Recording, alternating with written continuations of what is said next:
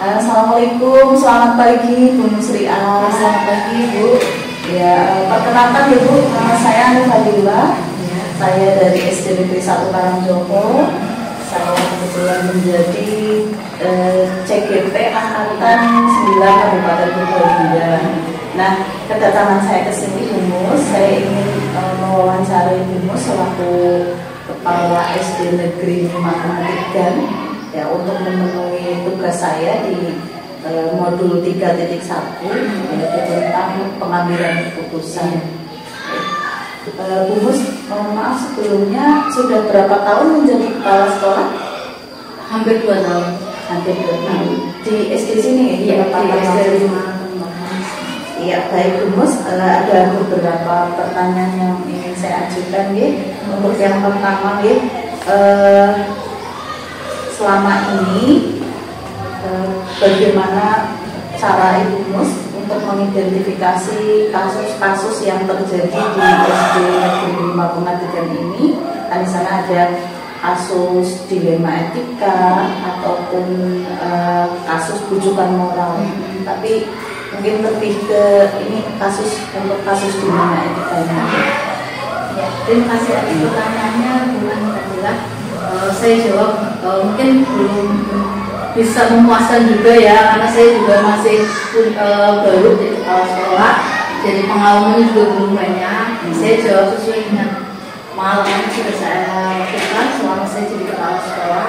Memang di dalam suatu pendidikan itu banyak sekali dilema etika dalam ketika kita terjadi permasalahan ataupun ketika kita mengambil keputusan.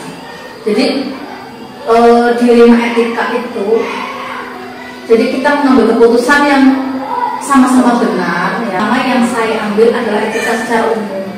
Jadi dengan berbagai langkah-langkahnya, jadi ketika ambil keputusan itu tidak berdasarkan subjektivitas, emosi sesaat. Jadi tentunya saya akan mengambil keputusan dengan berbagai macam langkah-langkah tentunya. Dari melakukan riset kecil atau sebuah observasi, kemudian berdiskusi dengan rekan guru, kemudian berdialog dengan masyarakat dan sebagainya. Setelah saya mengumpulkan data-data tersebut, nah nanti kita akan sosialisasi terkait keputusan yang sudah saya lakukan, kemudian ada komitmen bersama. Nah, setelah ada komitmen bersama, kita akan menjalankan keputusan itu dengan adanya komitmen itu. Iya. Berarti dalam pengambilan sebuah keputusan masalah dilema etika itu tidak semata-mata langsung diputuskan. Iya, bisa. Baik. Berarti ini juga itu sudah menjawab pertanyaan nomor 2 sebenarnya ya, dalam mengambil keputusan di sekolah kita itu, terutama kasus-kasus tadi dilema etika itu ada dua kepentingan sama benar. Tapi sudah dijalankan dengan beberapa langkah ya, sudah Ibu jelaskan. Baik, ini berarti pertanyaan yang kedua sudah langsung Ibu jawab tadi. Iya, baik. Kemudian untuk pertanyaan selanjutnya, langkah-langkah atau prosedur seperti apa yang biasa Ibu lakukan selama ini? Ya, untuk memutuskan sebuah permasalahan dilema etika. Ya, saya ada kesalahan dilema etika yang dari satuan pendidikan saya. Tentunya saya akan mencari banyak masukan dari teman-teman. Jadi permasalahan itu yang harus diputuskan itu tidak hanya dari kuping sebelah kanan tapi dari sebelah kiri. Jadi banyak masukan dari masyarakat, dari orang tua, dari wali dan sebagainya. Jadi bukan dari tapi secara umum masalahnya seperti apa. Nanti setelah itu dari data-data itu, dari karena itu saya ambil poin-poinnya, yang urgennya apa, yang harus diputuskan yang mana, kemudian diskusi dengan teman-teman guru, kemudian setelah kita diskusikan dengan masyarakat juga. Ketika saya ambil dari dilema itu kan ada kebijakan nantinya yang harus saya sampaikan agar kebijakan itu adil, walaupun kadang adil itu tidak bisa memuaskan satu pihak.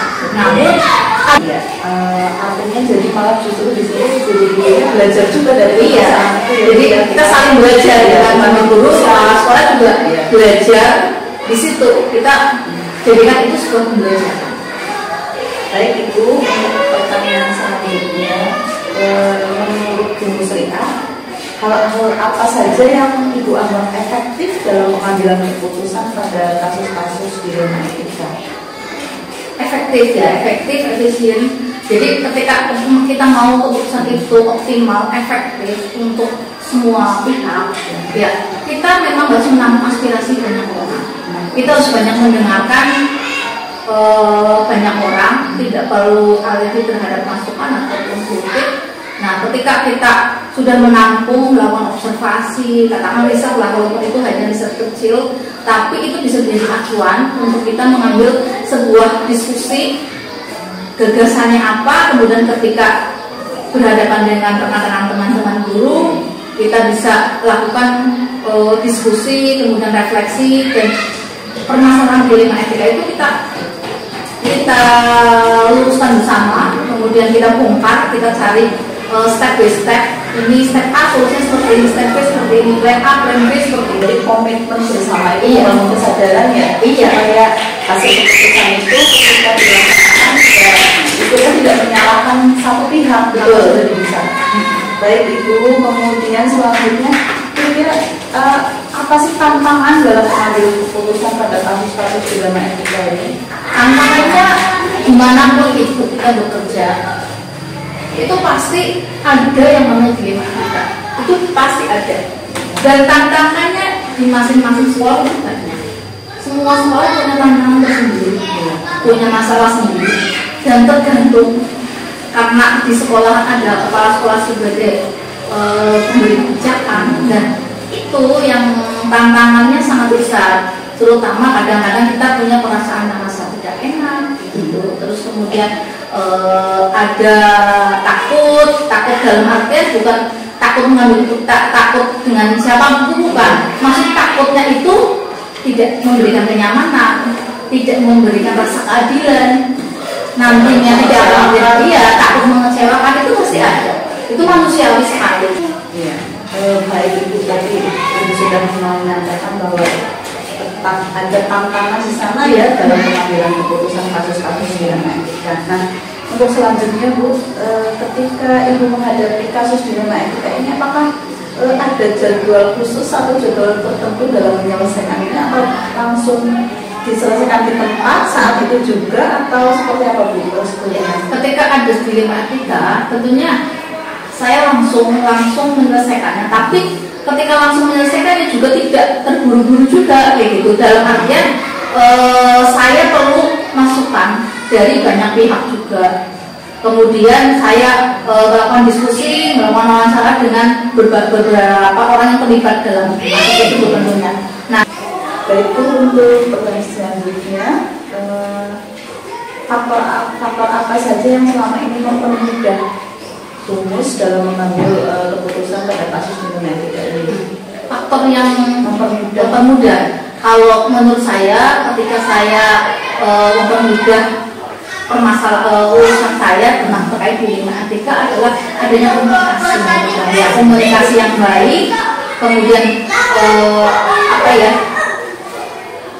kita saling diskusi bersama dengan guru. Jadi faktornya adalah kedekatan, ya, kedekatan secara komunikasi. Kemudian kita menyelesaikannya itu dengan kasih sayang, bukan dengan pendapat saya pribadi. Jadi banyak pihak ya Bu ya, banyak pihak yang Ibu libatkan dalam pengambilan keputusan di ranah etika ini. Kemudian Bu, selanjutnya dari semua hal yang sudah Ibu sampaikan, kira-kira pembelajaran apa sih yang dapat dipetik dari pengalaman Ibu dalam mengambil sebuah keputusan di ranah etika? Ya, tentunya banyak pengalaman, banyak pembelajaran bagi saya, bagi guru, bagi masyarakat juga terkait dengan dilema etika. Menjadi kepala sekolah, menjadi sebuah pimpinan itu memang tidak mudah, merupakan sebuah proses yang panjang, dan memang harus mengesampingkan ya kepentingan pribadi, kepentingan personal, dan lebih mengedepankan kemanfaatan atau kepentingan secara umum. Idenya apa, gagasannya apa, kemudian solusinya seperti apa, kemudian kita membuat perencanaan plan A, plan B, kemudian merencanakan semuanya dengan matang ya, kemudian disitulah akan terjalin kita semangat untuk kolaborasi selama untuk saling membantu. Jadi kalau bisa saya simpulkan di sini ya Bu ya, dalam mengambil keputusan tadi untuk kasus dilematika ya, satu adanya komunikasi, kemudian adanya kolaborasi ya Bu, kemudian dasar pengambilan keputusan itu tidak semata-mata atas perasaan pribadi ya, tapi lebih pada ada tanggung jawab moral mungkin, kemudian untuk kepentingan siswa, pembelajaran sekolah. Baik Bu Mus, terima kasih untuk diskusinya, untuk wawancara hari ini. Terima kasih ilmunya, pengalamannya, segala kekurangan. Mudah-mudahan ini nanti sebagai pembelajaran saya juga sebagai CGP di angkatan 9 ini, mudah-mudahan nanti ketika menjadi pemimpin di sebuah sekolah itu akan menerapkan ilmu yang Ibu sampaikan dan membawa kebaikan untuk sekolahan ini. Amin. Ya. Terima kasih juga atas segala kekurangan atau keputusan saya. Ya, semoga sukses selalu. Semoga lulus CGP. Amin. Terima kasih Bu. Kedatangan saya ke sini manggil jenengan nih, minta waktunya sebentar. Ini kaitannya dengan tugas saya sebagai CGP Angkatan 9 Kabupaten Purbalingga. Ini sudah masuk di modul 3.1 yaitu tentang pengambilan keputusan. Nah, di modul ini saya perlu mewawancarai ya kepala sekolah ataupun guru senior yang ada di sekolah saya. Untuk yang pertama ini yang kita bicarakan adalah masalah dilema etika ya. Dilema etika, jadi pengambilan keputusan antara benar dengan benar. Nah, yang pertama yang ingin saya tanyakan, Pak Zainal itu ketika mengidentifikasi kasus-kasus yang merupakan dilema etika atau rujukan moral di sekolah ini, apa yang panjenengan lakukan sebagai guru senior? Jadi ketika saya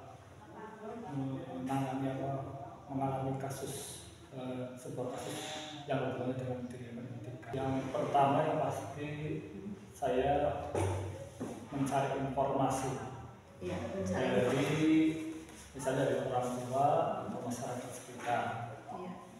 Kemudian mengobservasi melihat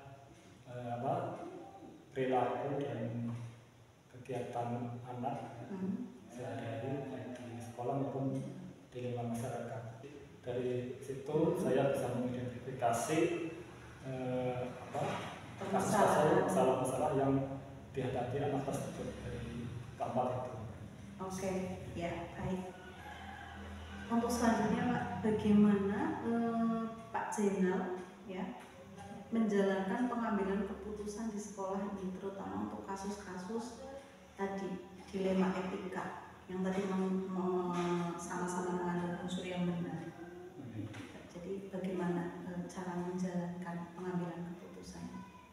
Ya, jadi ketika saya mengalami kasus tersebut dalam mengambil keputusan dalam ibaratnya menangani kasus tersebut, yang pertama yang saya lakukan yaitu mengadakan pendekatan. Selanjutnya saya berusaha untuk mengatasi masalah-masalah tersebut, yaitu pastinya dengan cara berkomunikasi juga dengan orang tua. Selain itu juga saya juga mohon masukan dari rekan-rekan guru yang lain, komunikasi dengan guru yang lain, mungkin ada jalan keluar yang terbaik. Baik. Jadi ada pendekatan tidak langsung diputuskan saat itu juga ya Pak? Tidak, harus mencari tahu dulu. Ya, baik Bapak. Kemudian pertanyaan berikutnya, langkah-langkah atau prosedur seperti apa yang biasanya Pak Zainal lakukan selama ini ketika menghadapi masalah dilema etika ini? Langkah-langkahnya apa? Langkah-langkah yang saya lakukan yang pastinya ya hampir mirip dengan tadi. komunikasi itu harus dikedepankan, jadi tidak langsung menghakimi gitu. Jadi harus tahu dulu latar belakangnya, masalahnya. Setelah itu saya melakukan mencari solusi yang terbaik. Baik, Pak, intinya berarti ada komunikasi di sana ya. Betul, ya. Komunikasi. Okay. Untuk selanjutnya Pak, hal-hal apa saja yang selama ini Pak Zainal anggap itu efektif ketika mengambil keputusan dalam kasus-kasus dilema etika? Jadi yang membuat efektif ya? Membuat efektif itu yang pasti pertama itu pendekatan dan komunikasi. Pendekatan yang baik, prasangka yang baik.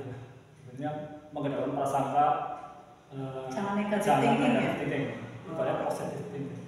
Jadi intinya ada komunikasi, positive thinking, kemudian sabar. Pendekatan, komunikasi yang baik, kemudian positive thinking dan sabar ya.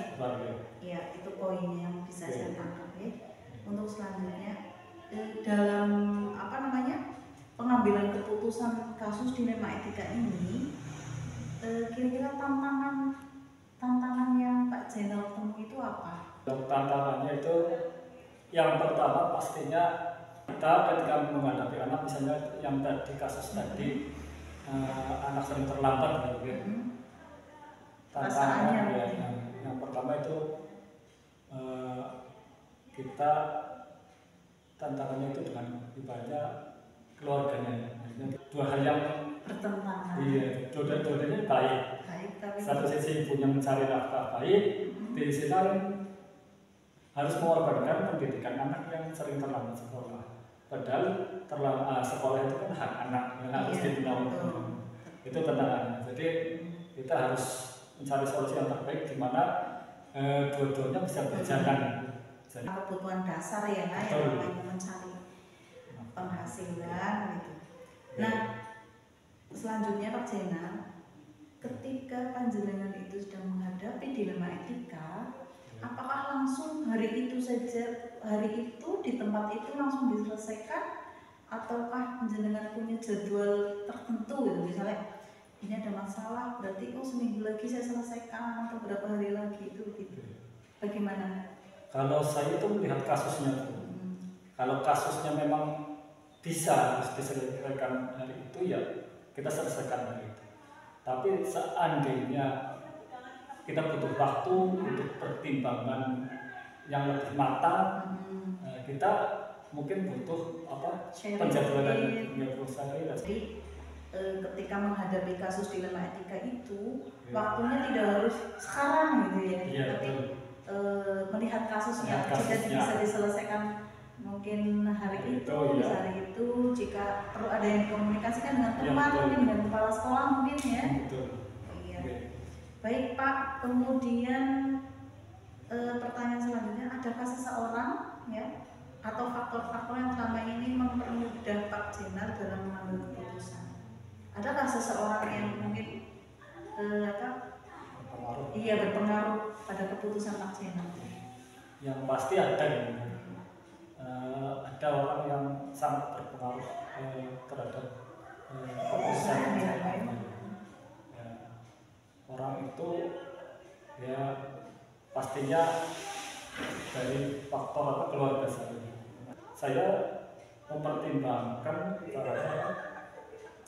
pengaruh yang sangat kuat itu ya dari faktor keluarga, kemudian juga faktor yang lain juga di tempat kerja ya. Kalau di tempat kerja siapa Pak? Kalau di tempat kerja ya pasti kepala sekolah dan yang saya tangkap, jadi istilahnya dalam pengambilan keputusan tidak serta-merta dari mungkin kepentingan pribadinya Pak Zainal ya. Tapi di sana ada teman guru, ada kepala sekolah, mungkin ada orang tua dan sebagainya. Baik, untuk selanjutnya Pak Zainal, dari semua yang telah disampaikan, kira-kira pembelajaran yang Pak Zainal ambil ketika menghadapi sebuah kasus dilema etika ya, jadi apa sih pembelajaran yang bisa diambil ketika dalam mengambil sebuah keputusan ya? Jadi dari pengalaman yang saya alami selama menghadapi kasus seperti itu, saya bisa mengambil pelajaran bahwa ketika kita menghadapi anak yang bermasalah, anak yang punya kasus di sekolah, kita tidak boleh langsung menghakimi bahwa anak ini seperti ini, anak ini kurang baik ya, kita harus cek dan dicek gitu, cek dan dicek dengan anaknya, dengan keluarga, masyarakat, dan teman-temannya. Kemudian yang kedua, ketika kita menghadapi kasus di sekolah, kita juga harus mendapatkan pikiran yang positif, ya, positive thinking terhadap anak. Ya. Kemudian seperti yang tadi saya bilang, yang selanjutnya yaitu kita harus punya perasaan yang sabar, punya kesabaran dalam menghadapi anak. Karena apa? Karena sekali lagi ketika kita emosi maka tidak menyelesaikan masalah. Kemudian selain itu ketika kita emosi mengambil sebuah keputusan, bisa jadi keputusan yang kita ambil itu akan kita sesali di kemudian hari. Jadi saya setuju Pak Jenal. Setuju ketika dalam posisi kita marah atau emosi jangan langsung mengambil keputusan ya. Dan yang saya tangkap dari apa yang Pak Jenal sampaikan bahwa satu tadi komunikasi ternyata penting Pak. Komunikasi itu penting, apapun masalahnya harus dikomunikasikan karena menyangkut juga kepentingan orang banyak, terutama murid. Kemudian kolaborasi ya tadi ya, kerjasama dengan guru, dengan kepala sekolah, dengan orang tua. Saya setuju itu Pak Jenal. Nah, ini tadi Pak Jenal, saya sudah melakukan wawancara dengan panjenengan. Dari apa yang jenengan sampaikan, mudah-mudahan nanti kedepannya akan bisa lebih memperdalam saya, terutama sebagai CGP, tentang bagaimana cara mengambil keputusan terutama pada masalah-masalah dilema etika ini. Terima kasih, Nggih. Sama-sama, Pak.